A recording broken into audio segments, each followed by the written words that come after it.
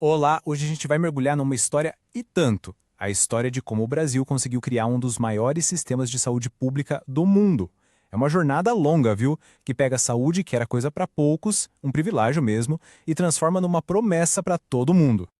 Então, vamos lá, a pergunta é essa, né? E é uma pergunta gigante. Pensa bem, como é que se cria um sistema de saúde único para um país que tem o tamanho de um continente? Essa foi a questão que ficou no ar por décadas no Brasil. O tamanho do desafio, nossa, era e continua sendo enorme. Como que se garante atendimento para milhões e milhões de pessoas num lugar tão vasto, tão diferente de ponta a ponta?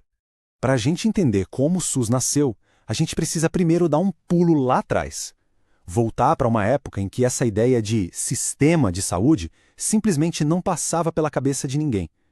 O que existia era, na verdade, uma coxa de retalhos, sabe? Um monte de coisa separada.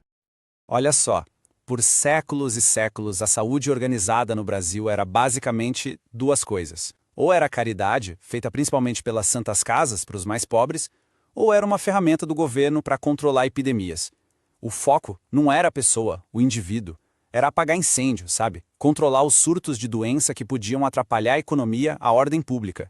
Ou seja, acesso à saúde como um direito, isso não existia para ninguém. Ok, agora vamos avançar um pouco no tempo. Chegamos no século XX. O Brasil começa a se industrializar e, com isso, a ideia de saúde muda. E muda muito.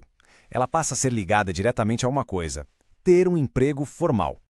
Lá pelos anos 30, com a criação dos IAPs, os Institutos de Aposentadoria e Pensões, a coisa ficou bem clara. A saúde virou um benefício. E isso dividiu a sociedade em duas. Tinha emprego com carteira assinada? Ótimo, a pessoa e a família tinham acesso a médico. Não tinha? Bom, aí só restava a caridade. O resultado? Um sistema que, na prática, deixava a imensa maioria do povo de fora, completamente desassistida. Pois é. E um modelo desses, né, tão desigual, tão quebrado, é óbvio que uma hora a conta ia chegar.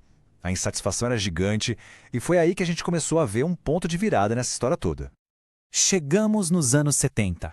E mesmo no meio da ditadura militar, um monte de gente, intelectuais, médicos, enfermeiros, movimentos sociais, começou a bater o pé e a questionar esse sistema. A ficha tinha caído para todo mundo. Esse modelo, que só atendia uma pequena parte da população, a dos trabalhadores com carteira, simplesmente não se sustentava mais. Era injusto demais. E foi daí que surgiu a grande ideia, a semente de tudo que a gente conhece hoje. O movimento da reforma sanitária trouxe um conceito que, para a época, era uau, revolucionário. A saúde não podia ser vista como caridade, nem como um produto para vender, e muito menos como um bônus de emprego. A saúde, eles diziam, tinha que ser um direito fundamental, de todo e qualquer cidadão, e era dever do Estado garantir esse direito.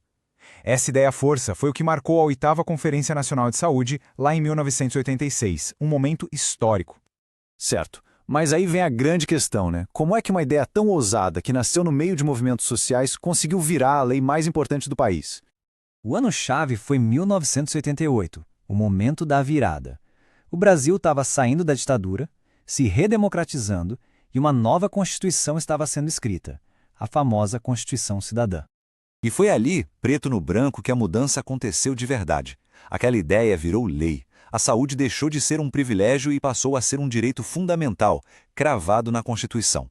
Foi a primeira vez em toda a história do Brasil que a lei dizia com todas as letras: toda pessoa, não importa se é rica ou pobre, se tem emprego ou não, se mora na cidade ou no campo, toda pessoa tem direito ao acesso universal e igualitário à saúde. E foi nesse momento que nasceu oficialmente o Sistema Único de Saúde, o nosso SUS. Só que, claro, uma coisa é ter o direito escrito no papel, né? Outra, bem diferente, é fazer a coisa toda funcionar na vida real. Então a pergunta é: como o SUS foi pensado, como ele foi estruturado para conseguir cumprir essa promessa tão grande da Constituição? Basicamente, o SUS se apoia em 3 grandes pilares, 3 ideias centrais. Primeiro, a universalidade, simples e direto. Saúde é para todo mundo, sem exceção. Segundo, a integralidade. Isso quer dizer que o sistema tem que olhar para a pessoa como um todo, sabe? Não é só tratar a doença, mas também trabalhar na prevenção, na promoção da saúde. E o terceiro é a equidade. Esse é o princípio da justiça. É entender que as pessoas não são iguais, que as necessidades são diferentes, então a ideia é investir mais onde a carência é maior para tentar diminuir as desigualdades. Bom, e para fazer esses princípios virarem realidade num país gigante como o nosso, foram criadas algumas regras de funcionamento, que estão lá nas leis 8.080 e 8.142. A gestão, por exemplo, é descentralizada, ou seja, a responsabilidade é dividida entre o governo federal, os estados e os municípios. Os serviços também são organizados por região e por nível de complexidade, do postinho ao hospital de alta tecnologia. E, uma coisa super importante, a comunidade participa da gestão. Como? Através dos conselhos de saúde, onde a população tem voz. Olha, a criação do SUS é, sem dúvida, uma das maiores conquistas sociais da história do Brasil. Foi uma promessa muito ousada que nasceu de um ideal de justiça. Mas a jornada para transformar essa promessa, esse direito que está no papel, numa realidade de qualidade para cada brasileiro, essa jornada é um desafio que não acaba.